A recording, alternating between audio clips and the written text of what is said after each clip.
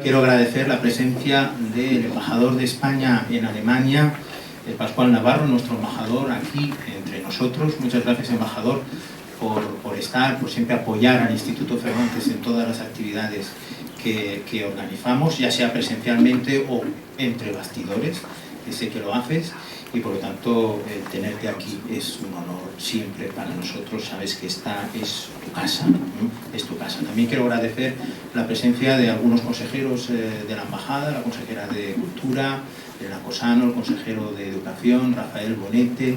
También creo que había algún consejero más, pero no lo localizo.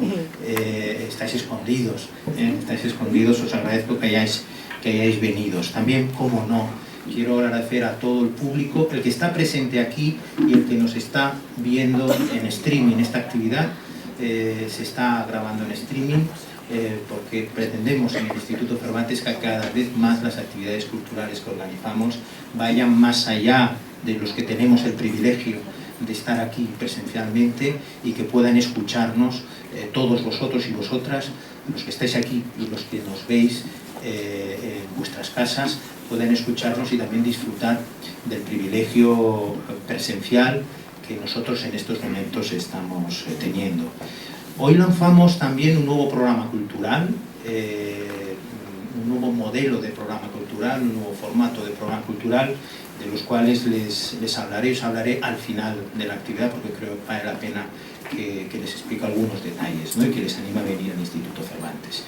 Pero ahora lo que os trae aquí es la presencia de Elvira Lindo. Te agradezco muchísimo, Elvira, que hayas aceptado nuestra invitación. Yo estuve con ella hace unos meses en Viena y me dijo, bueno, ¿qué haces aquí? Hemos cambiado de escenario, ahora te veo en Berlín, pero te agradezco mucho que cada vez que te llamemos o que te llame me digas que sí, que puedes venir y que puedes hablar de tu literatura, que puedes hablar de tus libros, de tus personajes, aquí en esta sala de la literatura española, en este Instituto Cervantes de la literatura española y la literatura en español.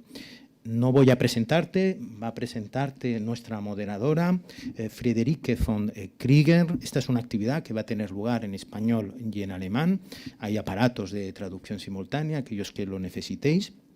Friederike von Krieger es traductora no solo de narrativa, sino también de teatro. Ha traducido a autores como Jorge Comensal, de México, Cristina Morales, española, Nona Fernández, de Chile, y al mismo tiempo es profesora o enseñante maestra de literatura y de traducción. Muchas gracias, Friederike, por haber aceptado también nuestra invitación para moderar a una de las grandes de la literatura española y de la literatura en español.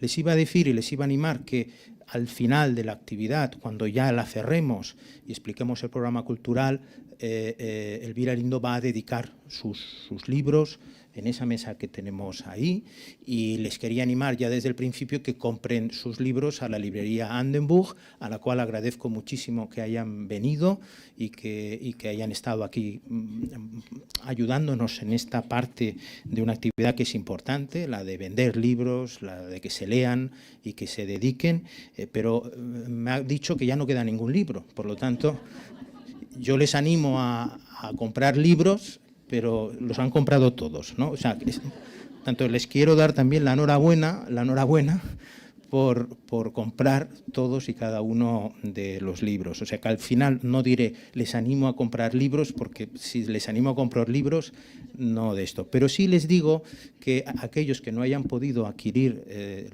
los libros de Elvira Lindo o que tengan ganas de leer algún otro que no tiene, la biblioteca del Instituto Cervantes está aquí. Toda la obra literaria de Elvira Lindo está en la biblioteca del Instituto Cervantes. Es uno de los grandes tesoros en esta ciudad, y les animo a venir a la biblioteca del Instituto Cervantes, venir a las actividades culturales, y a todos aquellos que conozcáis que quieran aprender español, que vengan al Instituto Cervantes, que es el mejor lugar para aprender español y conocer y disfrutar de la cultura española y en español. Nada más, Friederike von Krieger, tienes la palabra. Gracias.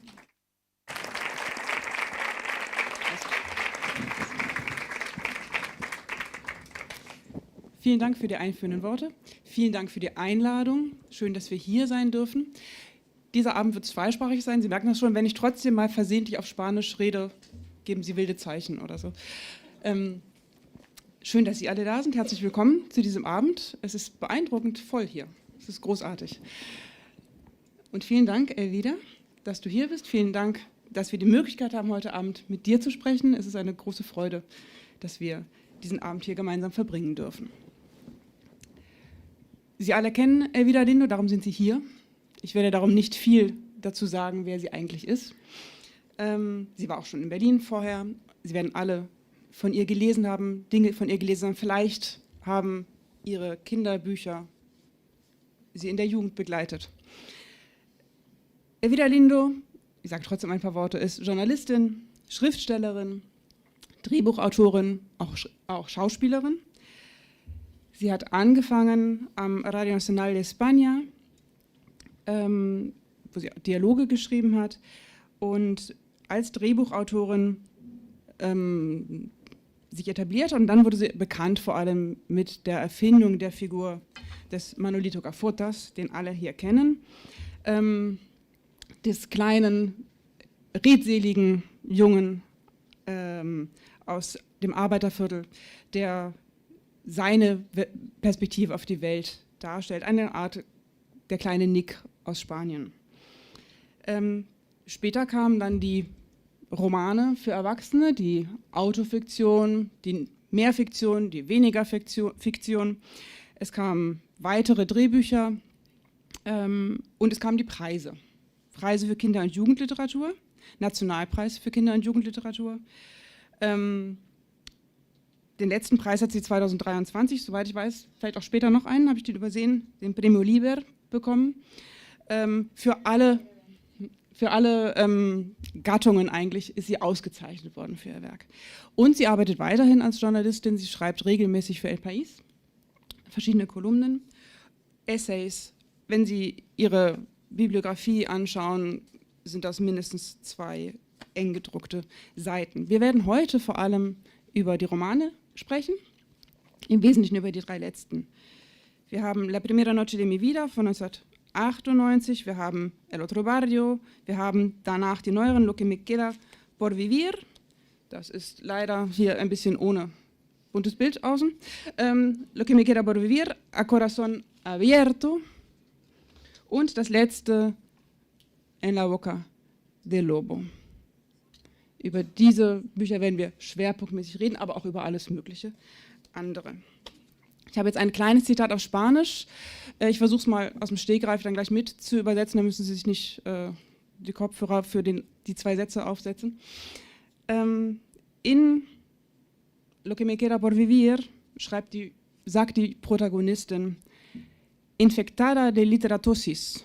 A la estudiante de entonces le gustaba imaginar desde aquel mismo Café León que era una joven de provincias que había llegado a la gran ciudad a pasar un hambre sublime mientras publicaba versos y rompía el corazón a algún escritor maduro y arrogante.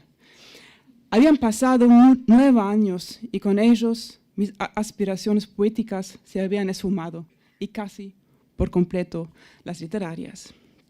Also, ich hatte mich mit Literacitis angesteckt und die junge Studentin von damals, der gefiel es, sich vorzustellen, in diesem Café Lyon, dass sie als ein junges Mädchen aus der Provinz in die große Stadt gekommen war, um einen sublimen Hunger zu erleiden, während sie Verse publizierte und das Herz des ein oder anderen reifen und arroganten Schriftstellers brechen würde.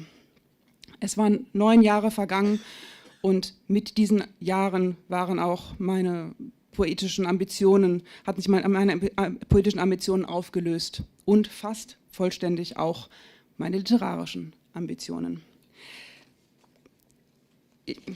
Ich glaube, es gibt eine ganze Menge Autobiografisches in dieser Figur aus diesem Roman, aber zum Glück hat das mit den literarischen Ambitionen ja doch noch geklappt. Wenn man die Kritiken zu deinen Büchern liest, überschlagen sie sich eigentlich im Lob, und je weiter du mit deinem literarischen Werk kommst, desto größer werden die Vergleiche, die gezogen werden, desto tiefer wird die Verehrung, die man in diesen Kritiken liest. Sie vergleichen nicht mit Anna Maria Matute, Carmen Gaite, Laforet, vor allem mit dem letzten Buch, En la boca del lobo. Wir werden gleich auch ein Stückchen davon lesen, ich würde aber erst einmal ein bisschen allgemein fragen. Ein roter Faden, der sich durch all das zieht, scheint mir die Kindheit zu sein. Und zwar fokussiert aus ganz verschiedenen Perspektiven. Ja, wir haben hier einen kindlichen Helden in einem Buch für Kinder, in einer Serie für Kinder. Wir haben in Lo que me queda por vivir eine Mutter mit ihrem Kind und gleichzeitig die Erinnerung an die eigene Kindheit. Wir haben die eigene Kindheit und die Kindheit des Vaters und wir haben die Kindheit und Jugend beider Eltern. Immer dieses Wechselspiel zwischen Mutter und Kindern. Warum ist dieses Thema so zentral, wenn ich mich nicht irre? Muchas gracias por venir. Muchas gracias a todos. Eso, lo primero a todos, a todas. Ah, perdón, el micrófono. Muchas gracias. Sé que tanto Madrid como Berlín están llenos de virus, así que vosotros sois los supervivientes de lo que estamos padeciendo, los que estáis aquí. De verdad, muchas gracias por venir esta tarde. Y bueno, este hilo que une todos mis libros y en los que se ha dicho que efectivamente que la infancia es el hilo conductor o al parecer el asunto que a mí me interesa, yo reflexiono muy poco sobre las cosas que he escrito. Tengo que sentir un enamoramiento de una historia para entregarme a ella, ¿no? Y luego también hay algo en mi carácter que me lleva siempre a hacer algo distinto a lo que he hecho antes, como una especie de rebeldía interior, ¿no? ¿Por qué? Porque creo que hay un gran malentendido sobre mí. Y es normal, porque he hecho tantas cosas, que es normal que unas personas tengan una idea sobre mí y otras tengan otra, ¿no? ¿Cuál habría sido? Yo a veces pienso, ¿a qué estaba destinada yo? Yo estaba destinada a trabajar en la radio, porque es allí donde trabajé 10 años, porque me gustaba, porque en la radio podía hacer todo lo que quería. Podía estar en contacto con la música todo el tiempo, que es una de mis aficiones favoritas. Podía comunicarme con unos oyentes que tenía ya. Podía inventar historias, es algo que yo descubrí en la radio. A mí nadie me enseñó, cuando entré en la radio con 19 años, a ser guionista. Yo imaginé que podía poner voces, tomar las voces de otros locutores, escribir historias, mezclarlo con músicas y podía contar cuentos, ¿no? Eso lo descubrí yo sola, porque cuando yo era pequeña, yo veía a mis tías, a las mujeres mayores, las veía pegadas a la radio leyendo las radionovelas. Y a mí me daba mucha vergüenza que lloraran, me daba mucha vergüenza ese momento. Pensaba que era un poco viejo, que era un poco antiguo, que esa posición era como de tías solteras y de abuelas. Y entonces lo curioso es que empecé a trabajar en la radio y descubrí eso que yo había visto con cierto pudor cuando era pequeña, pero descubrí que se podían cambiar las historias, los argumentos, pero que el medio en sí era maravilloso, ¿no? Entonces podría haberme dedicado a la radio, pero porque estuve todos los años 80 siendo una chica de la radio y trabajando en esa Radio 3, que era para mí llegar a lo máximo. O sea, yo no pensaba en tener un premio literario, pensaba llegar a Radio 3. Tal vez, no sé si era más humilde, pero me parecía, cuando yo hablaba por el micrófono de Radio 3, me parecía que estaba tocando la cima del mundo para mí. Pero entonces empezó a cambiar la radio en los años 90, empezó a cambiar la televisión, empezaron a cambiar los medios, llegaron los medios privados a España y todo cambió de una manera muy violenta. Y yo entonces pensé que no iba conmigo. Y pensé, bueno, yo siempre quise escribir. ¿Por qué voy a tener que siempre que escribir para la radio? Yo quisiera hacer otra cosa, escribir en mi casa, ¿no? Y justo fue el momento, y eso es así, en que conocí a Antonio Muñoz Molina, mi marido, y me dijo, pues, que entonces era mi novio, entonces me dijo, si quieres hacer algo distinto en tu vida, si quieres cambiar tu vida, lo tienes que hacer ahora. Déjalo todo y ponte a escribir. Si no quieres ir a una redacción, si no quieres ir a la televisión, si no quieres escribir guiones, quédate aquí y ponte a escribir. Y realmente ese fue el cambio. El cambio en mi vida fue quedarme un día, decir que no a todo, a una vida que yo ya tenía. Yo había vivido esos 10 años de juventud y de vida laboral ahí, ¿no? Y entonces fue dejarlo todo y comenzar a escribir en casa, que fue para mí el gran cambio de mi vida. Pero lo que ocurre, lo que decía del malentendido, es que cuando la gente dice, no, ella era conocida por Manolito. No, yo era conocida por un programa de música y humor. O sea, quiero decir que luego lo que llega al público masivo porque te lee es una cosa, pero tú has hecho muchas más cosas. Es decir, que lo que ocurrió es que cuando yo me quedé en casa, dije, ¿y ahora qué escribo? Voy a dedicarme solo a escribir, pero ¿y ahora qué escribo? Y me daba mucho miedo no ganar dinero. Como a cualquier mujer, ¿no? Me daba mucho miedo no ganar dinero. Entonces dije, bueno, ¿ahora qué escribo? Bueno, no me atrevía, dije, bueno, puedo rescatar ese personaje que yo hacía en la radio, tengo muchos guiones de ese personaje, ya sé cómo es, escribo un libro sobre ese personaje. Escribí un libro sobre ese personaje que yo conocía porque lo había interpretado en la radio. Y la verdad es que el verdadero milagro es que tuviera tanto éxito desde los primeros meses. O sea, que es que no hubo que esperar a nada. Y además, pues un libro para niños, es decir, que de humor, son cosas que no atraen mucha atención, ¿no? Pero yo ahora mismo, esto, como ya digo, que me gusta reivindicar, no digo mis orígenes, me gusta reivindicar el haber sido humorista, porque creo que sin esa base yo no podría ser lo que soy ahora. Y porque creo que ahí se mostró gran parte de este espíritu rebelde que creo que tengo.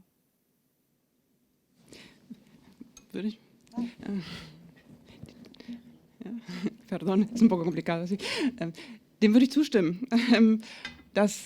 Und gleichzeitig ist es ja ganz schwierig, zumindest hier, von einer Schublade wieder in die nächste zu wechseln. Das heißt, es geschafft zu haben, nach dem Radio eine erfolgreiche Kinderbuchautorin zu sein, ist der eine große Erfolg.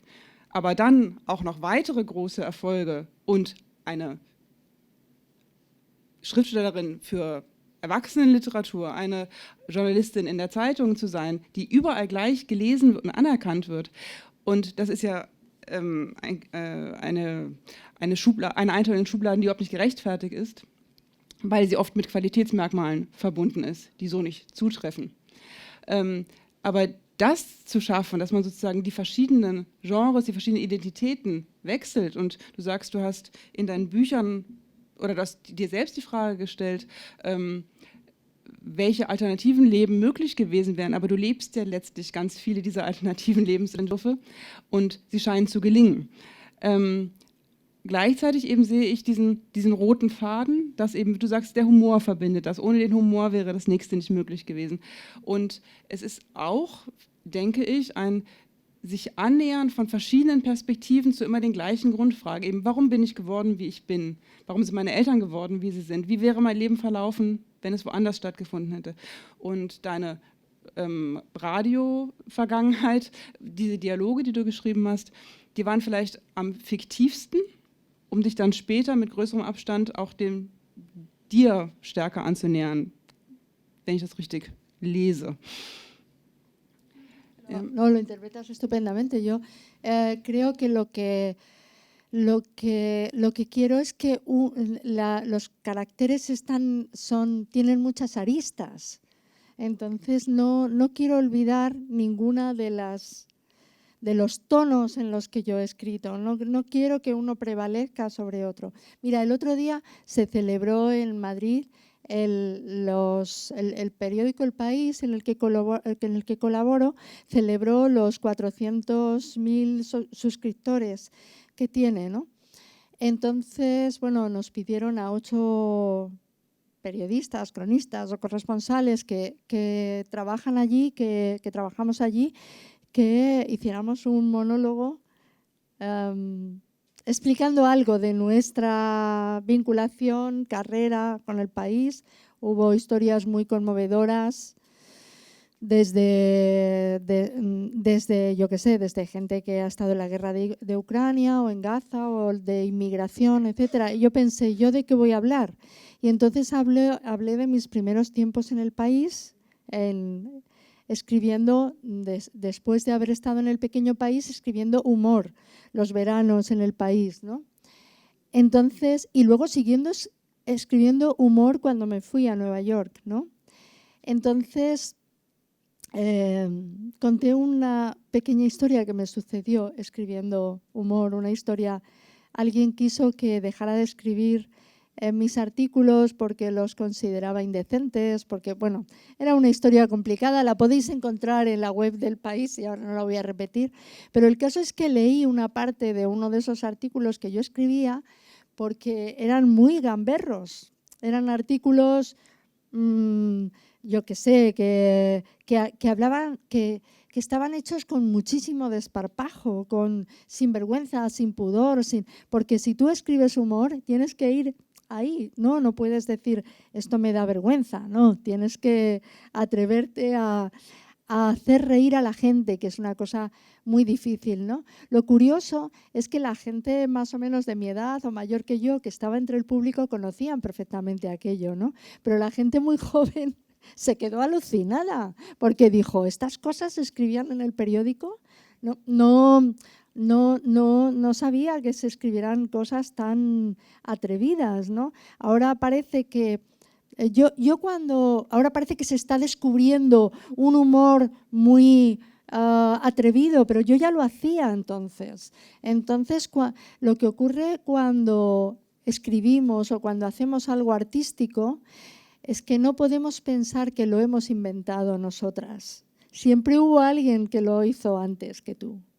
Es decir, que yo, obviamente, estando en Nueva York, pues pensaba en Dorothy Parker o sea, siempre pienso, ha habido alguien que lo ha hecho antes que yo y que lo ha hecho en peores momentos que yo y que lo ha hecho con más censura de lo que estoy haciendo yo. Entonces, escribir supone, digamos, ampliar los límites de la libertad de expresión, expresarte con toda la libertad que tú puedas, ¿no? Y me hizo mucha gracia porque había gente muy joven allí, periodistas de ahora en El País, que decían, Dios mío, ¿cómo escribía esta?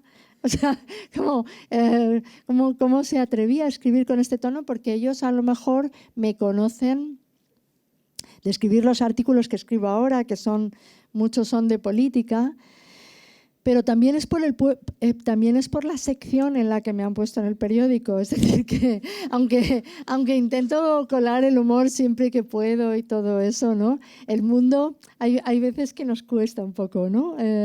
Llevar ciertas realidades con ironía. Mejor, sí. Damit Sie ein bisschen von der Literatur hören und nicht nur über die Literatur, wollen wir gerne relativ, so früh ist es auch nicht mehr, ein Stück hören. Und zwar hat sich wieder ein Kapitel ausgesucht aus Lo que me queda por vivir, also was mir noch bleibt vom Leben. Vielleicht möchte sie selbst ein paar Worte sagen, wo wir herkommen in diesem Roman und dann lesen. Leider gibt es das bisher nur auf Spanisch und da machen wir jetzt keine Ad-hoc-Übersetzungen draus. Aber eine Zusammenfassung, eine Einordnung für die nicht folgen können, wird es geben. Bueno, lo que me queda por vivir es lo más parecido a una novela de... No me atreví a hacer una novela de autoficción porque el asunto me daba miedo. Estaba muy basado en los años en los que yo trabajaba en la radio. Tuve un hijo, me separé, eran tiempos convulsos para mí. Y yo creo que escribí esta novela que fue para mí muy importante porque de pronto era contar algo muy íntimo. Es decir, que tuve que tener un atrevimiento muy personal, ¿no? De hecho, pues hubo quien se enfadó conmigo. Con este tipo de novelas siempre hay alguien que se enfada contigo, hay que contar con ello, ¿no? Y eso que creo que cambié un poco la historia para que no se reconocieran los personajes, pero bueno, eso es así, ¿no? Esto imaginaros que es una chica en los años pues 87, 88, trabajando en la... últimos 80, trabajando en la radio y con un niño pequeño, medio separándose, una separación larga, complicada. Sé que este libro fue importante para muchas mujeres y os voy a siempre los libros tienen un germen, una primera inspiración, una luz. Y lo que os voy a leer es como una especie de cuento dentro del libro. Una mujer va al cine, a uno de los cines de la Gran Vía, con un niño de 4 años y ella sabe que donde debería estar ese niño es en la cama, no con ella vagabundeando por Madrid. Entonces le llamé así, el huevo Kinder. Y está dedicado, o sea, está contado al niño. Y esta era la parte más verdadera en el sentido de que lo que aquí cuento sí que no puedo decir que es un personaje, soy yo y es mi hijo. Tú no lo sabes, tú recuerdas aquella noche, pero no sabes por qué estábamos allí, en uno de esos grandes cines de la Gran Vía, un miércoles a las 10:30. Tú lo recuerdas, sí. Tú recuerdas que tendrías unos 5 años. Tú recuerdas, me imagino, las luces de la noche y recuerdas lo extraña que te parecía la ciudad un día de diario, tan solitaria, sin la apabullante riada humana que bajaba y subía por sus aceras los fines de semana. Parecía una ciudad distinta de la que solíamos ver cuando íbamos a la sesión de tarde un domingo. No te parecía estar pisando las mismas aceras. Puedo recordar yo lo que tú no recuerdas. Me dijiste, aquí no he estado nunca. Yo te expliqué que sí, que habíamos estado muchas veces. Pero en cierto modo llevaba razón. Era otra realidad aquella en la que nos encontrábamos. La de los hombres de mirada torva que vagabundean en el corazón de la ciudad, con las manos en la cazadora cuando las tiendas están cerradas. La de las putas que apoyan su espalda en los edificios de la calle Desengaño. La de las chicas solitarias que cruzan rápido la calle para adentrarse en otros barrios más transitados. La de aquellos que tienen la cabeza perdida, o la de esas parejas incongruentes que deciden tomar el fresco al borde de una acera junto a la que pasan los coches a velocidad de autopista. Era esa ciudad de un miércoles por la noche, cuando el verano está a punto de echar el cierre y es el momento en que las últimas sacudidas de calor no atraen ni a paseantes ni a turistas. Las heladerías se quedan tristonas y en las cafeterías los camareros se aburren. Miran por la ventana y cuando ven a una mujer joven pasar con un niño pequeño de la mano, piensan que no son horas y que sus hijos ya estarán por suerte hace rato en la cama, en un barrio menos canalla que esta cloaca en la que se ha convertido el corazón de Madrid. Recuerdas, lo sé, a la negra cubana que se asustó cuando pasamos a su lado, a la negra loca que empezó a clamar al cielo levantando sus brazos cubiertos de andrajos, a cagarse en Dios por haberla traído a este puto país donde la gente no sabía lo que era la caridad. Tú te volviste a mirarla y luego me preguntaste, ¿por qué Dios se ha portado así con ella? Y me sorprendió la pregunta porque en casa nunca hablábamos de Dios, ni tú ibas a clase de religión, pero la vieja cubana nos había mirado fijamente como acusándonos, haciéndonos responsables de su desgracia. Y había dicho, ¿por qué, Dios mío, me condenaste a dormir en la calle como una puta perra? Sentí tu estremecimiento, porque tu mano apretó aún más la mía y tu cuerpo se acercó a mi costado buscando protección. Recuerdas mi mano, la mano de tu madre, la mano que nunca se olvida, como yo no he olvidado la mano de mi madre, ese tacto que mi memoria ha logrado conservar entre tantos recuerdos perdidos. Recuerdas a tu madre, me recuerdas. Tu madre, firme, dura, poderosa como una roca. Así me recuerdas hoy, para mi asombro, la madre en la que confiaste ciegamente, aunque no lo mereciera.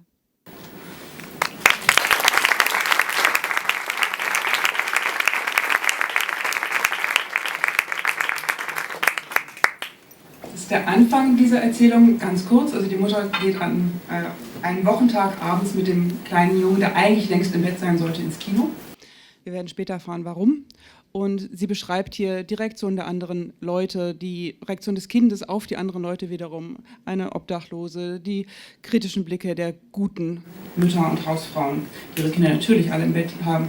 Und dann geht's ins Kino und alles scheint neu und fremd und ganz anders als an den Wochenenden und tagsüber, wo das Kind diesen Ort eigentlich schon kennt, aber nicht wiedererkennt. Und sie verbringen eine großartige Nacht, einen tollen Abend, spektakulär. Und der erste Satz ist aber eigentlich schon der auch den Kern dieser Erzählung ausmacht. Denn tú recuerdas esa noche, pero no sabes por qué estabas ahí. Also du kannst dich an diesen Abend erinnern, aber du weißt nicht, warum du da warst. Und bestimmt, so wie diese Geschichte erzählt wird, erinnert sich das Kind an diesen einzigartigen, wunderbaren Ausflug, wo sie aus dem Alltag ausgebrochen sind und ein Abenteuer erlebt haben. Aber der wahre Grund, der liegt bei der Mutter. Es war eigentlich weniger, dem Kind einen schönen Abend zu machen, sondern es war ein Fluchtversuch von ihr. Und diese Kontraste zwischen der eigenen Wahrnehmung und einer etablierten, gesicherten Erinnerung des Kindes, das sind ja auch zwei Ebenen, die immer wieder bei dir aufeinandertreffen. Vorhin hast du gesagt, welche Leben hätte man sonst leben können, aber letztlich leben hier ja zwei Menschen ein Leben, aber sie haben einen völlig anderen Blick darauf und haben das Gleiche erlebt und haben es anders einsortiert, sozusagen. Und das passiert auch sehr oft, sehe ich bei dir, dieses eine Geschichte noch einmal anschauen und dann eine neue Deutung für diese Geschichte empfinden, auch oft zwischen den Generationen. Sí, eso es algo que no sé por qué siempre me ha atraído, que una historia tenga dos interpretaciones, ¿no? Que no sea plana. En este caso, la madre recuerda esa noche de una manera y le está contando al hijo qué es lo que pasaba, porque el hijo la recuerda de otra. Para el hijo fue una aventura, para la madre fue, como tú dices, una huida, ¿no? Pero esas dobles interpretaciones creo que están en muchas de las cosas que he escrito, ¿no? Si tú lees, por ejemplo, Manolito, ahora tiene gracia porque hay gente de 30 y tantos años que lo leyó a los 10. Entonces me dicen cosas que entendían o que no entendían y son muy curiosas para mí. Porque por ejemplo, entender que el padre cuando sale con el camión por la carretera es posible que tenga una historia con la dueña de un motel de carretera. O sea, eso de repente a los 30 y tantos años ahora, con este motivo del 30 aniversario, hay gente que lo ha vuelto a leer y dice, pero esto existía en un libro para niños, ¿no? Otra cosa esto para mí era muy, muy cómico porque yo con toda naturalidad hablaba de problemas económicos en esos libros, ¿no? Hablabas tú del pequeño Nicolás y, bueno, creo que cada país tiene un héroe infantil, ¿no? O sea, y que tiene alguna conexión con el país, ¿no? En el caso, mi modelo, lo que pasa que es un modelo que se queda más atrás en el tiempo, es el Huckleberry Finn de Mark Twain, ¿no? O el Tom Sawyer. Tienen más que ver con mi personalidad. El pequeño Nicolás es adorable, pero es un niño de una vida más ordenada, es un niño más burgués, más... estaba Guillermo Brown, o sea, España tuvo Celia también, ¿no? Pero en el caso de Manolito en particular era de una manera muy tozuda, un niño de clase trabajadora, en un barrio de clase trabajadora. Eso, cuando apareció en los años 94, creo que se publicó el primero, era muy chocante. Era muy, muy chocante. Es más, me hacían entrevistas enseguida por el éxito que tuvo y pensaban que era un niño lumpen, que no es en absoluto, o sea, no es en absoluto. Lo que pasa que habla del barrio, sobre los problemas económicos de tus padres, sobre, digamos, las diferentes clases sociales y todo esto, se consideraba muy raro, ¿no? Entonces yo hablaba, no sé si fue en el primer libro, de que los padres estaban pagando las letras del camión. Porque claro, las letras eran cuando te comprabas un piso, era algo que se decía entre adultos con mucha naturalidad.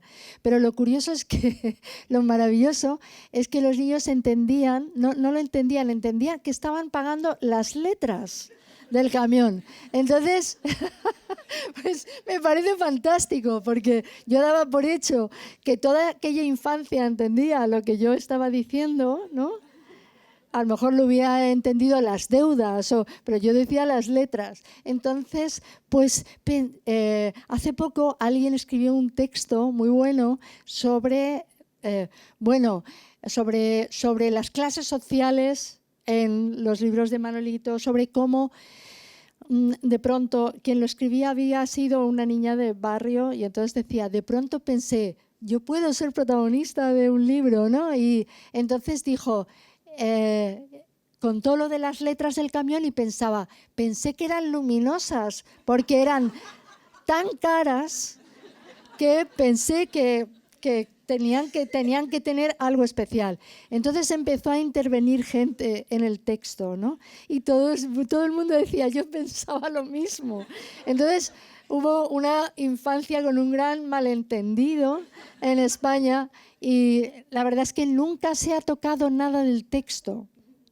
Nunca se ha tocado nada del texto y es lo que quiere decir es que a los niños hay que dejarles por el camino de su entendimiento. No hace falta explicarles nada. Si creían que eran las letras, ¿qué más da? Me parece más bonito ir comprando. Ahora van, en el cuarto libro van por la N, ¿no? Pero sí, creo que hay muchas lecturas de... Por ejemplo, en La Corazón Abierto, lo que a mí me permitió ese libro es contar... ¿Querías decir algo? Bueno, es contar la historia de mis padres, pero yo pensaba, ¿cómo lo hacía? Como un recuerdo, no quería hacer un libro de memorias. Entonces pensé, voy a hacer diferentes voces según la edad que yo tengo. La voz de cuando era niña, la voz de cuando era adolescente, la voz de cuando era... Todo eso me permitió, fue para mí lo más divertido del libro, fue poner mi voz adolescente. Por ejemplo, 15, 16 años en un barrio de Madrid, Moratalaz, con años, pues eso, 77 o así, y con el nivel de politización que había en los barrios, con de pronto la irrupción de información sexual, todo para una mente como la mía. 15 o 16 años, aquello no entraba...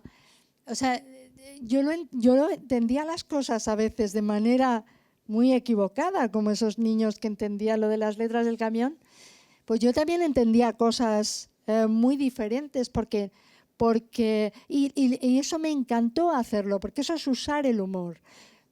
No soy yo ahora recordando lo que pasó, sino tratando de ponerme en la piel de quién fui con 9 años, con 15, y entender la realidad desde ese pensamiento de entonces. Ja, und du schlüpfst ja dann nicht nur in andere Stimmen. Und man kann übrigens, wenn man sich Manolito, gibt es ja als Hörbuch von Elvira Lino selbst gelesen in der Stimme von Manolito. Kann man gut machen.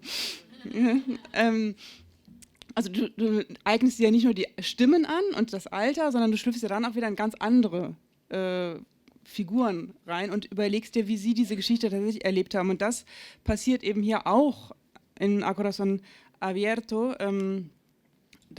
Der Titel spielt auf die Mutter an, die eben eine Herzoperation hat, aber es geht dann auch ganz zentral um den Vater. Und ich lese das auch wieder als eine Parallelgeschichte, eine Spiegelgeschichte zu dieser Huevo Kinder, der Kinderüberraschungseier-Geschichte. Denn hier haben wir wieder eine Version, aber jetzt, wie hat das Kind diese Version erlebt? Und zwar im Unterschied zu der inzwischen erwachsenen Tochter, die diese Geschichte oft gehört hat, aber ganz anders. Denn der Vater, das ist ein Scharlatan, ein Schwätzer, ein Geschichtenerzähler, der hat seine Heldengeschichte aus seiner Kindheit erzählt, aber ganz am Ende denkt sich die Protagonistin, die Erzählstimme, in dieses Kind rein und überlegt, wie war das eigentlich wirklich damals, als mein Vater alleine nach dem Bürgerkrieg nach Madrid gegangen ist, geschickt wurde, von der Mutter alleine nach Madrid geschickt wurde. Wie war das eigentlich wirklich? War er wirklich der strahlende Held, als den er sich immer dargestellt hat? Und das ist sozusagen ein bisschen die Spiegelgeschichte, finde ich, zu dem Huevo Kinder. Und was auch schön ist, diese Lebensgeschichte von den Eltern. Du sagst in einem Interview, dass du natürlich nur deine Perspektive hast auf diese Geschichte und die deines Vaters erfindest. Aber du hast auch Geschwister, die haben ihre eigene Erinnerung, aber dass sozusagen diese Version sich durchgesetzt hat in der Familie. Das ist sozusagen jetzt die offizielle Version, wie die Familie wirklich ist und wie dein Vater seine Kindheit erlebt hat. Bueno, claro, mis hermanos recuerdan y recuerdan obviamente cosas de manera diferente. Lo curioso es que mis hermanos son muy buenos lectores.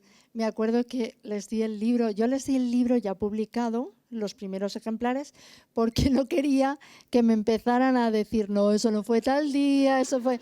Yo les dije, a ver, esto no es una crónica familiar, ¿no? Yo no estoy aquí cantando las alabanzas de una familia, no. Esto, el cuento lo cuento yo y entonces pues vosotros vais a ser personajes y ya está.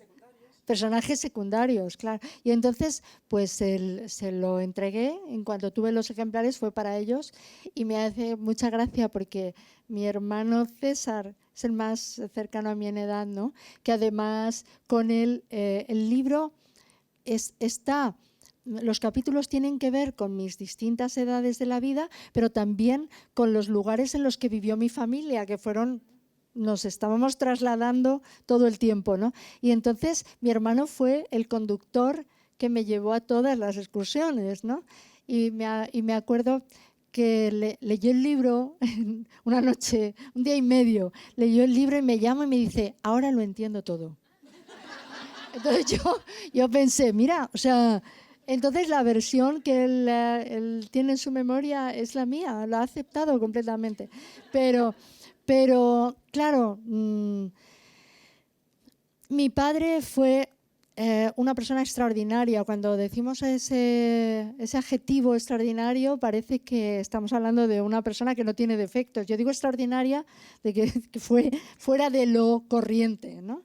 Y muy charlatán, muy hablador.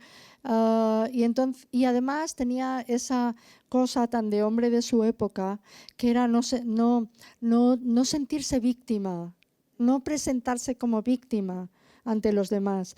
Yo creo que eso es de esa generación que las pasó canutas y que ellos sí que estaban comprando las letras prosperar, ¿no? Porque ellos compraban en su vida esas letras luminosas porque querían prosperar, querían mejorar su vida. Y a eso él se dedicó de una manera... O sea, luego cuando ya se hizo viejo, mi padre solo fue viejo los 2 últimos años de su vida porque fue un hombre muy joven siempre, muy vividor, por así decirlo, y en los 2 últimos años de su vida, cuando se vio que no podía moverse bien, no podía beber todo lo que quería, no podía fumar todo lo que quería, no podía estar en los bares todo lo que quería, entonces es cuando los recuerdos empezaron a surgir en su mente de otra manera. Ya no era el héroe de niño que había estado solo en el Madrid devastado de después de la guerra, sino que era el niño al que habían mandado solo a Madrid, era el joven que sus padres eligieron, como se elegía antes, al que podía estudiar una carrera y al que no. Era el que no le... Él debía pensar, si soy el más inteligente. Es decir, él había sido condenado a no estudiar, él fue estudiando a lo largo de su vida matemáticas, derecho, todo lo que pudo, pero no pudo. O sea, pero entonces progresó en la vida porque era una persona muy inteligente para ciertas cosas, ¿no? Lo que ocurrió, que se cuenta en el libro, que es mágico, porque todos los libros contienen algo mágico, igual que el que he leído ahora, el huevo Kinder, es el germen de esto. Resultó que yo estaba escribiendo que mi padre estaba en el hospital, como 2 años después de que muriera. Estaba escribiendo una visita al hospital que le hicimos mi hermana y yo. Entonces mi padre le dio vueltas a una historia que nos había contado toda la vida, que era que su madre lo mandó a Madrid con 9 años solo. Entonces, en aquel Madrid, pues en ruinas, este niño solo se ve allí con una tía soltera, bastante bruta, que no lo quiere. Entonces pasa los días deambulando por Madrid solo y después de una de esas bofetadas que le da la tía, que pasaba el día fuera de casa porque era enfermera, él piensa en escapar, pero dice, yo no puedo volver a mi casa porque van a pensar que soy un cobarde o que soy esas cosas de niño, ¿no? Que quiere ser niño y valiente. Y entonces... de alguna manera roba dinero a la tía, lo pide prestado en un bar y entonces se compra algo de comer, una manzana y un billete para Aranjuez.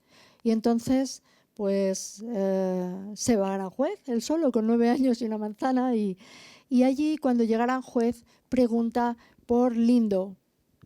Claro, él sabía que el apellido era peculiar y que él pensaba, tenía fe. Pensaba, voy a encontrar a mi familia, a una familia, parientes de mi padre y tal. Y efectivamente los encuentra. Y efectivamente se quedan con él. O sea, es pues una historia más de la guerra, de tantas historias de niños que hubo en España y luego deambulando por Europa por la Segunda Guerra. Entonces, resultó que mientras yo estaba escribiendo esto, vino a verme a casa María Lindo, que es músico aquí ahora en Berlín, es oboísta, y me dice, mira, tocamos en orquestas, pero queremos hacer una formación, queremos hacer cosas alternativas y hemos pensado que tú nos escribas un cuento. Y cuando se fue dije, bueno, esto, ¿y por qué no escribo el cuento de cómo mi padre acabó con sus abuelos? Claro, porque fue en esa visita cuando yo la conocí, porque yo era una parte de mi familia con la que yo no había tenido trato, mi padre siempre. Y entonces escribí esta historia contando la historia de ese niño, metiéndome en la vida de ese niño en el Madrid del 39, ¿no? Entonces un compositor que vive aquí, que es finlandés, vino a Madrid y paseó conmigo los escenarios que yo escribí. Fuimos al Rastro, a la estación de Atocha, a la Puerta del Sol, donde los grandes cines, al Hospital de Maudes, todos esos sitios. Y él compuso la música. Luego me vine yo aquí, ensayamos en la radio alemana, porque uno de ellos toca en la orquesta. Y de repente pues surgió que hiciéramos ese cuento, esa ópera contada en el Admiral Palace, porque fue el acto de hermanamiento de Berlín y Madrid. Entonces fue algo impresionante verdaderamente, porque acudieron la alcaldesa de Madrid, que en aquel momento no tenía no se tenían problemas por hablar de la memoria histórica de nuestro país. Entonces vino la alcaldesa de Madrid, el alcalde de Berlín, y es curioso porque esa mezcla, todos éramos descendientes de niños de la guerra, unos pues eran sus abuelos, otros sus padres.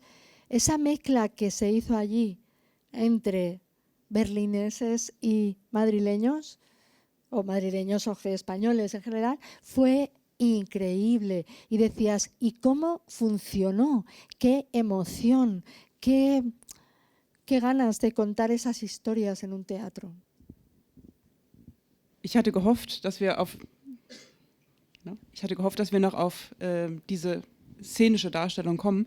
Die Erzählung selbst ist schon sehr berührend und man findet, wer wie ich 2018 nicht in Berlin war, findet zumindest Teile davon im Internet von der Aufnahme, dem Trailer, mit der Lesung. Es ist wirklich besonders berührend. Und du sagst, das waren alles Kinder des Krieges und die Niños de la Guerra, das ist ja auch eine Schriftstellergeneration in Spanien, die in den 20ern geboren sind und in den 50ern angefangen haben zu publizieren. Dein Vater wäre eigentlich eines dieser Kinder, Niños de la Guerra gewesen, der Kriegskinder. Und, aber du schreibst sozusagen dann für ihn diese Geschichten auf, die eigentlich sonst eben die vorhin genannten Anna Maria Matute, Delibes und so weiter, Goethe Solo aufgeschrieben haben.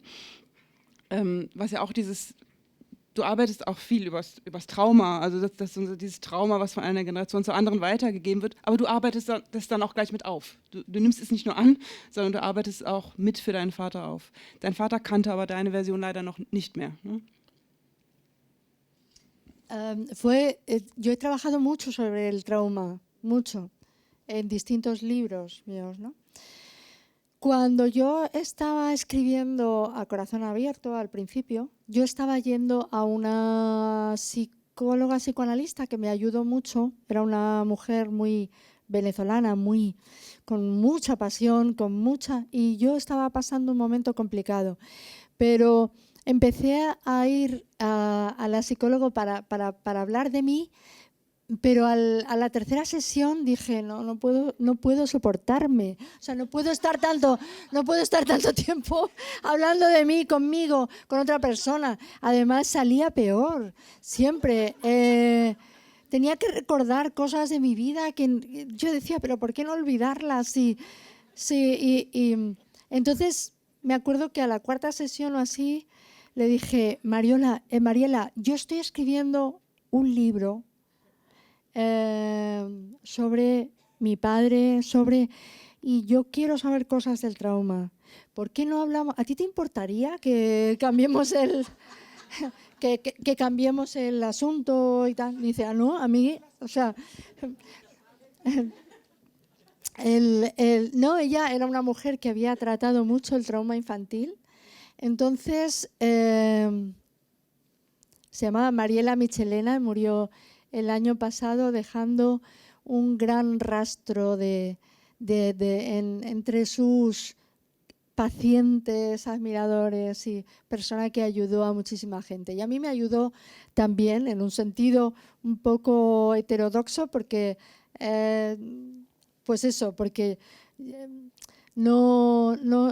creo que no soy buena paciente. No soy paciente. Y entonces, además, pensaba que yo tenía que entretenerla a ella. Era una... entonces salía agotada hablando de mis experiencias, de lo que yo creía, de mis teorías sobre mi persona y tal, y dije, se acabó. Entonces empecé a hablarle de mi padre, de cómo era, de cómo había actuado en ciertas ocasiones, de las cosas que le habían pasado de niño y tal, y me ayudó mucho a atar cabos para construir su personalidad. Luego hay una cosa muy interesante, es que claro, cuando tú escribes de tus padres, hay partes que sabes hechos, ¿no? Y sabes cosas que además en mi generación todavía ha disfrutado, que son los elementos materiales, es decir, cartas, postales, fotos tomadas en momentos, no miles de fotos como hay ahora, sino fotos especiales, etc. Y eso me ayudó mucho, ¿no? Pero Pero claro, hay una parte de la intimidad que tú no has entrado en ella, ¿no? Entonces, yo pensé, primero tengo que entender la personalidad de ellos. Y una vez que entienda la personalidad, hay partes que obviamente voy a tener que inventar, pero van a ser muy fieles a su personalidad. No voy a estar creando otras personas. Y luego es curioso porque luego leí, después de publicar el libro y tal, el libro con el que yo os recomiendo muchísimo, el libro con el que yo me he sentido más identificada en ese argumento, en el de contar la historia de tus padres, ¿no? Entonces ahora se han publicado en España, en 2 años, 3 volúmenes de lo que Berman, el director de cine, escribió sobre sus padres. Y es maravilloso, es maravilloso. El primero se llama La buena voluntad, el segundo se llama Niños de domingo y el tercero se llama Confesiones. Están publicados en España por la editorial Fulgencio Pimentel, que es una pequeña editorial muy exquisita. Y entonces claro, todos son conversaciones de sus padres, cosas que les han pasado, la intimidad de sus padres, y de repente vi reflejado lo que yo había querido hacer, que es, tú tienes que saber mucho de esas 2 personalidades y luego hay una parte que inevitablemente tienes que inventar, ¿no? Y eso es lo que hice.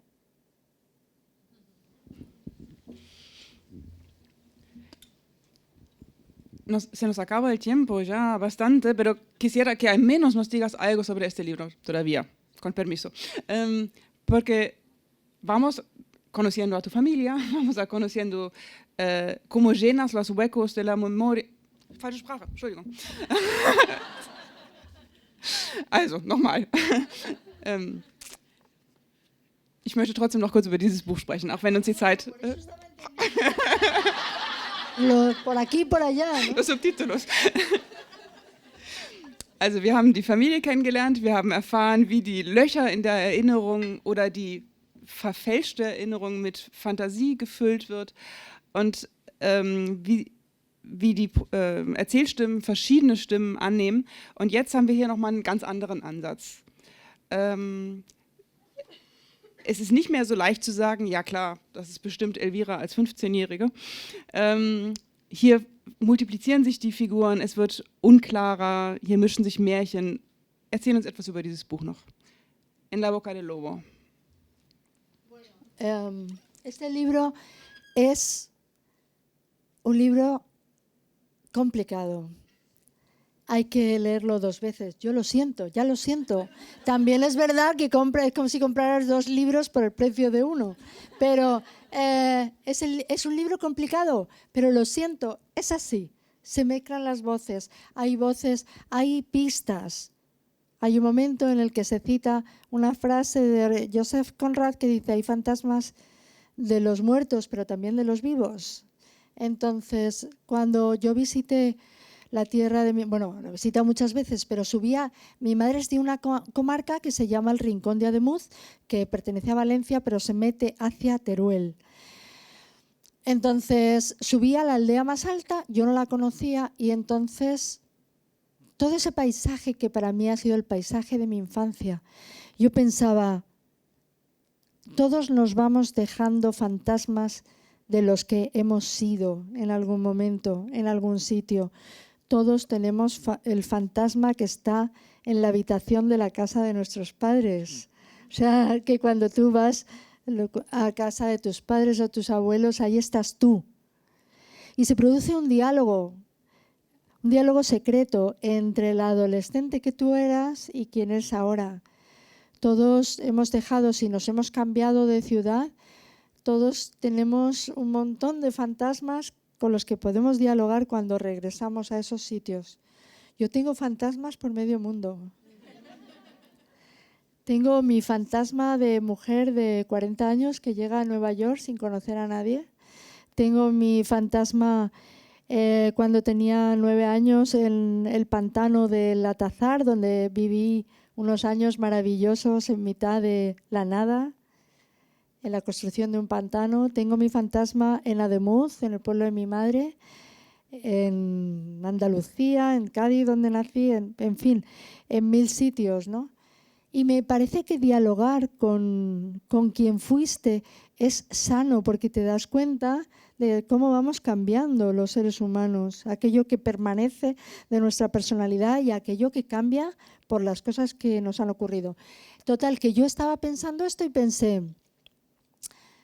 este es un gran sitio para escribir un cuento de fantasmas. Y entonces era una aldea con unos 10 habitantes, tiene unos 10 habitantes, es muy bonita, os la recomiendo.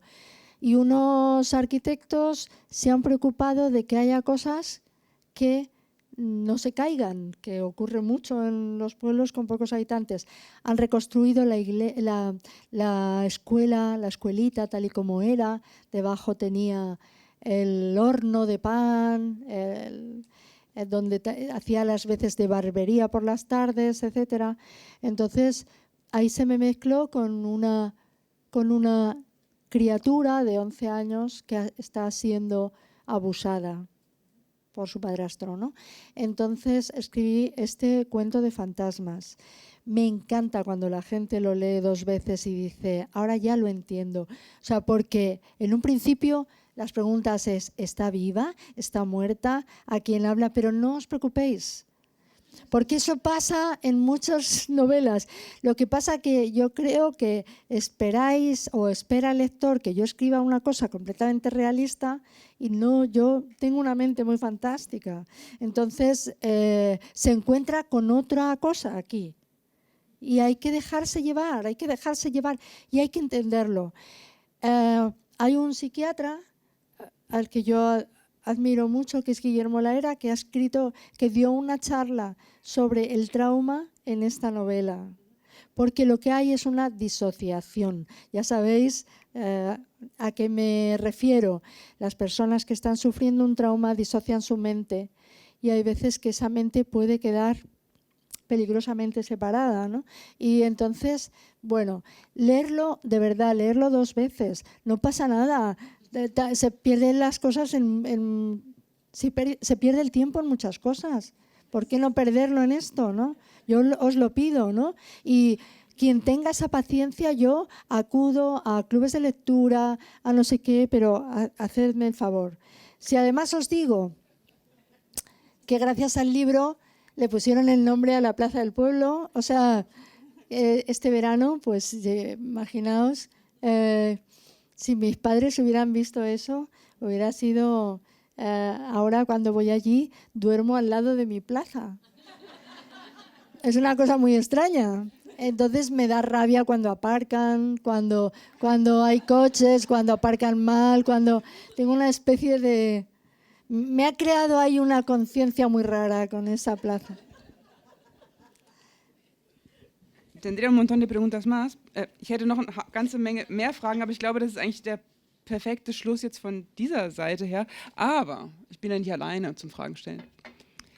Was möchten Sie wissen? In irgendeiner Sprache. Ja, kommt schon klar. Also, wenn es Fragen gibt. Nada. No quieren saber nada. Sonst habe ich noch einen. Geben Sie ein Zeichen, es gibt sí, Mikrofone. Mira, por ahí hay preguntas. Sí, da hinten kommt ein Mikrofon herum. Hier vorne ist eine Frage. In der ersten Reihe, in der zweiten Reihe ist eine Frage. Hervorragend.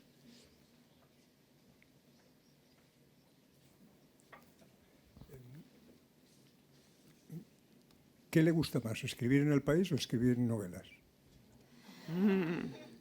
Es que realmente no hay ahora mismo casi escritor o escritora española que no escriban en un periódico. Cada escritor tiene su columna, ¿no? Es una costumbre rara española porque realmente en otros países creo que los escritores no están tan presentes. Yo no sé si eso yo no sé al lector qué le parece. Yo íntimamente no sé si eso me beneficia o me perjudica. Porque en un ambiente tan polarizado como políticamente como hay en España, es inevitable que si escribes en un periódico estás motivado o inspirado por la actualidad, con lo cual continuamente estás diciendo tu opinión sobre muchas cosas, para eso estás ahí, estás prestando tu voz. Pero luego cuando llega la gente, los lectores, a una novela, de alguna manera quieres que se olviden de eso y entren en la ficción sin el apoyo o el prejuicio que puedan tener, ¿no? Sino que sean inocentes ante la lectura, ¿no? ¿Me gusta escribir en el periódico? Sí, claro, pero ¿me veo dejando de escribir ficción? No. ¿Me veo dejando de escribir en el periódico? Sí. O sea, quiero decir que a lo mejor llega un momento en el que, pues, en el que solo quiero dedicarme a la ficción. Pues yo quería decir una cosa. Entre todas las profesiones que has ejercido, que ha dicho Friederike, le ha faltado una, y es la de directora de cine. Y me encantaría que nos contaras algo de esa película que me parece maravillosa y que además toca un tema que en el cine español apenas se ha tratado, me parece a mí. Sí, por favor, cuéntanos algo de la película. Pues, bueno, la pena es que salí un poco escamada, porque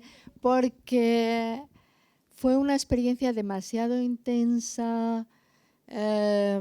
Todos los rodajes son peculiares y son, al fin y al cabo, es una reunión de gente con una relación muy intensa y muy estrecha durante un tiempo, ¿no? Si a eso le sumas, pues que los presupuestos en el cine español tampoco son muy elevados, si a eso le sumas además que todavía íbamos con mascarilla. Era complicado rodar en sitios muy pequeños con todas estas inconvenientes. Al mismo tiempo, a mí siempre me ha fascinado escribir diálogos para actores y actrices. Siempre me ha gustado mucho. Pero creo que lo haría como guionista solo. No volvería. Yo codirigí con una directora, con Daniela Fegerman, pero fue demasiado esfuerzo para mí. Y luego ocurrió una cosa que yo creo que no me benefició, que es que la novela se publicó casi al mismo tiempo que se estrenó la película. Entonces para mí fue agotador. Claro, yo eso no lo pude controlar y fue agotador la exposición, la hiperexposición a la que me vi sometida. Nunca se volverá a repetir. No me gusta estar saliendo todo el rato en los medios para nada. Y bueno, tengo que quedarme con lo mejor. Es verdad que es una historia que ha sido contada muy poco, la de la vida, las consecuencias, que tuvo un cierto tipo de vida muy libre en los años 80, ¿no? Sobre todo para las mujeres. Pero tengo que quedarme con lo mejor. Y es que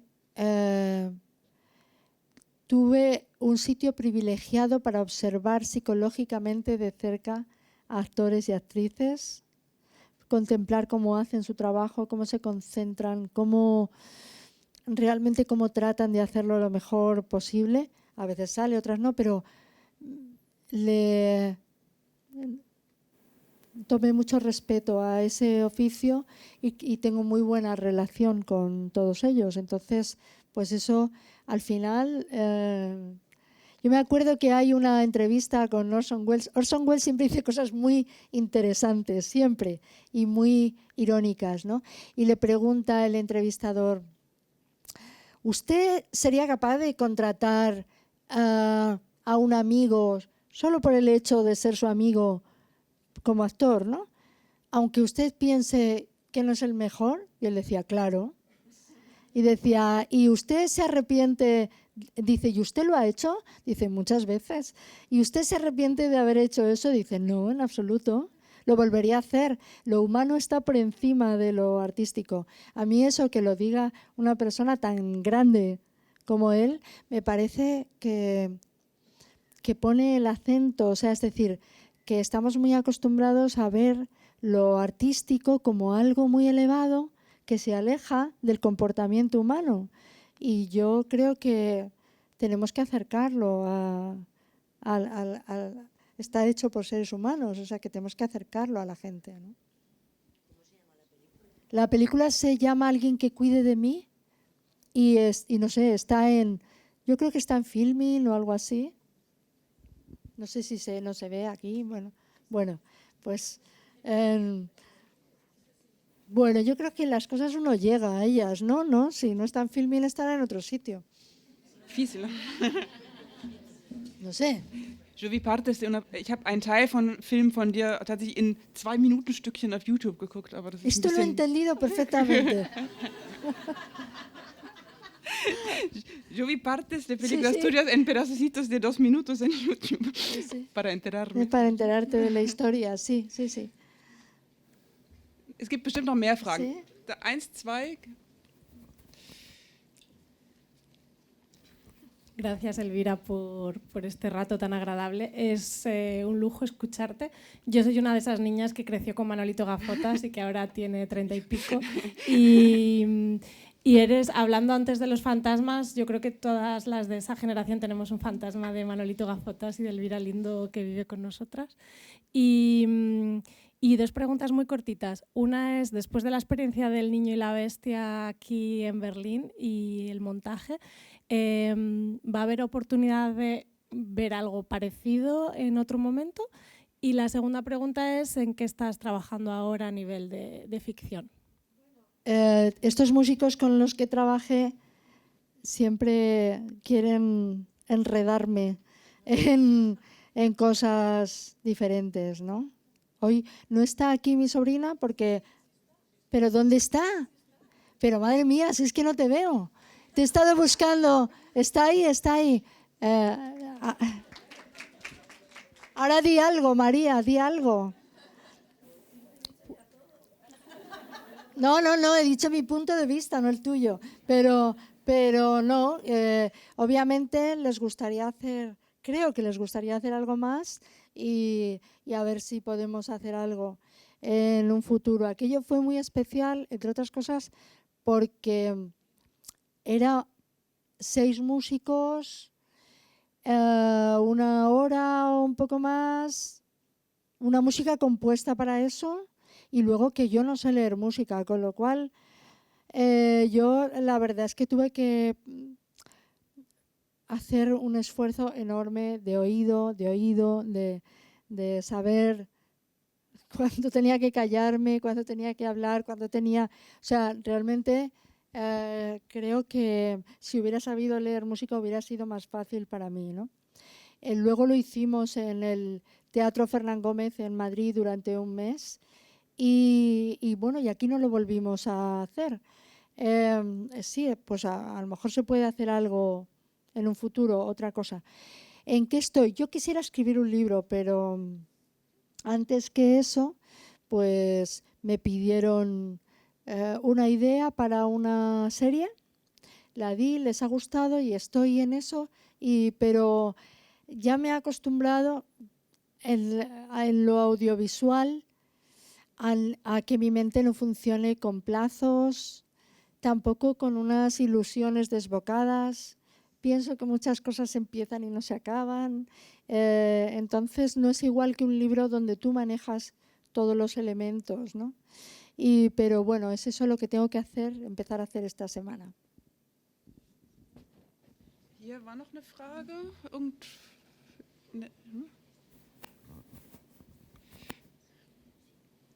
Sí, Elvira. Yo quería preguntarte por esa etapa que tuviste en el país, esa etapa más humorística, ¿no? Yo la recuerdo, yo era estudiante universitaria en aquel entonces y hubo un texto que escribiste que recorté, guardé en un libro, ahora creo que está en un baúl en España.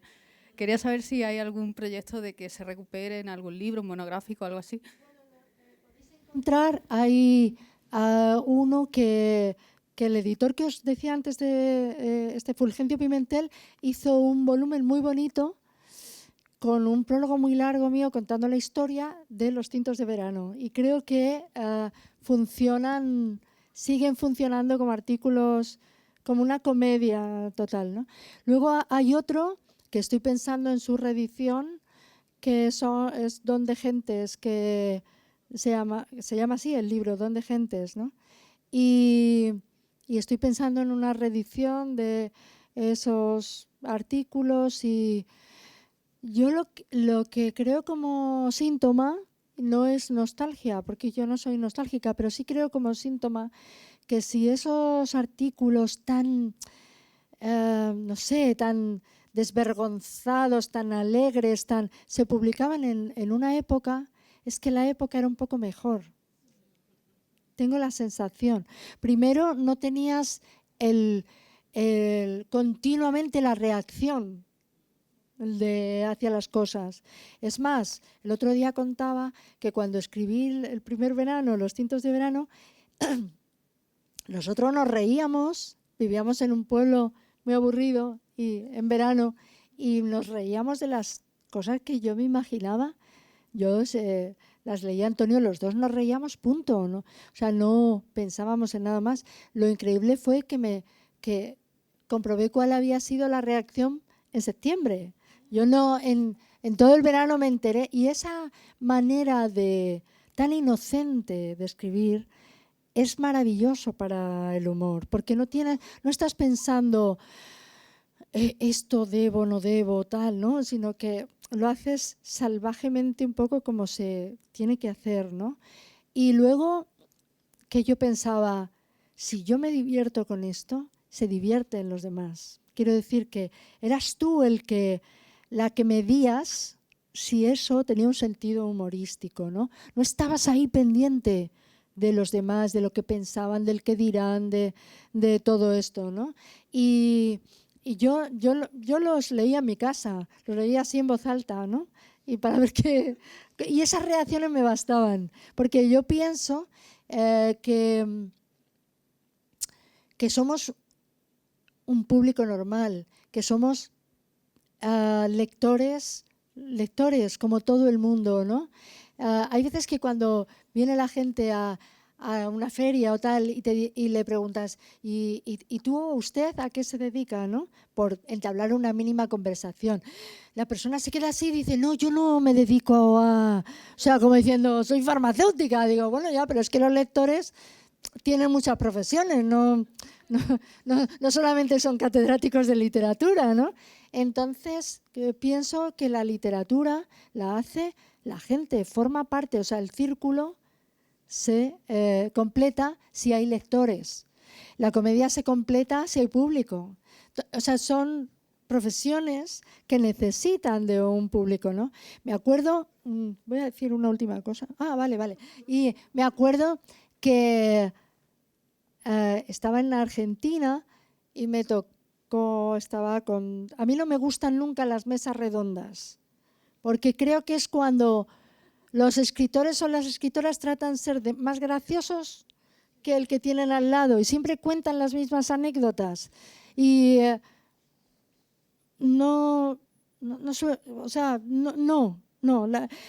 humor hay que prepararlo. No es una cosa siempre espontánea, ¿no? Y me acuerdo que había un autor muy arrogante, no me acuerdo ni de su nombre, pero bueno, había un autor muy arrogante que dijo, yo busco la calidad en mis lectores. Quiero que mis lectores estén a la altura de lo que escribo. Y yo me quedé así y es que me dio mucha rabia. Y le dije, no puedo estar de acuerdo contigo, porque mi marido es escritor y su madre era una niña de la guerra, casi analfabeta, dio clase de mayor para leer a su hijo. Ese es también nuestro público. ¿Cómo que tú tienes que encontrar tus lectores? ¿A qué altura? A lo mejor tu altura con lo que estás diciendo es muy baja. Entonces, me parece que hay que tener mucho respeto por la gente que lee un libro, que se toma el esfuerzo. Cuando he dicho yo en La boca del lobo, léelo 2 veces, porque es que si no, no lo entiendes del todo. Pues es verdad, porque hay muchas cosas que yo he leído 2 veces, porque a la primera no me he enterado. Si yo leo una vuelta de tuerca de Henry James, lo leo otra vez, porque no me he enterado con la primera. Y porque quiero saber más de ese texto tan misterioso. Entonces, creo que siempre he tratado de completar el círculo de lo que escribía con la reacción de los lectores, pero en el humor tienes que hacerlo un poco olvidando que te van a criticar, porque si no, no llegas a ningún sitio. Tienes que ser muy libre, porque tienes que ser la tonta, la payasa, dije el otro día una cosa que me preocupa. En el humor es importante el punto de vista, ¿no? Entonces, en la comedia ahí está el galán o la protagonista en la comedia clásica, y luego están los que llevaban la parte del humor, ¿no? La parte de risa. Eran los más defectuosos, pero eran los que arrancaban la risa del público. Con lo cual, cuando tú escribes humor, tienes que hacerlo desde la autocrítica, desde la autoironía. No solamente tienes que ver los defectos de los que tienes enfrente, sino que tiene que ser un humor en carne propia, ¿no? Lo que ocurre muchas veces ahora es que, como las mujeres estamos en un momento en el que queremos sentirnos representadas, queremos sentir una fuerza en todos los aspectos de la vida, a lo mejor hacemos un humor que colocándonos siempre en el lugar de la lista. Y no tenemos que renunciar en el humor a hacer el papel de la cómica, de la payasa, de la que no se ha enterado de las cosas, de la idiota, de la inocente, de la ingenua, porque eso es un papel súper agradecido. En el humor es el que arranca las risas. Se puede arrancar la risa diciendo todo el rato lo estúpidos que son los hombres. Sí, arranca la risa, pero no te puedes quedar ahí. Tienes que hablar desde la autoironía. Decir, bueno, nosotras también tenemos lo nuestro, ¿eh? O sea, tenemos muchas contradicciones, decimos una cosa pero luego queremos otra y todo esto. Y tenemos que reivindicar ese puesto. Porque yo veo, por ejemplo, a un cómico que es buenísimo, como Raúl Cimas, ahora en España, y veo que no le importa quedar como un idiota, no le importa porque él está representando su papel. El problema está en que estamos muy hartas de que cuando un hombre haga ese papel, el público dice, qué bien hace ese papel este tipo. Cuando lo hace una mujer, dicen, mira, es ella, es idiota. O sea, es que cambia mucho la forma de escuchar, ¿no? Pero tenemos que reivindicar nuestro papel en la comedia. Y nuestro papel en la comedia también es de la que se tropieza. Si no perdemos parte de esa gracia, ¿no? Y bueno, ya no voy a teorizar más sobre el humor. Porque... Ja, du hast gesagt...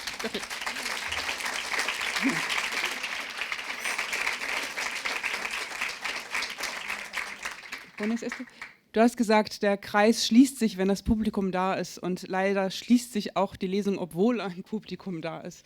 Und ich glaube, wir hätten alle noch viel Lust, weiter zu sprechen. Vielleicht ergibt sich noch das eine oder andere Wort. Si cierra el círculo también.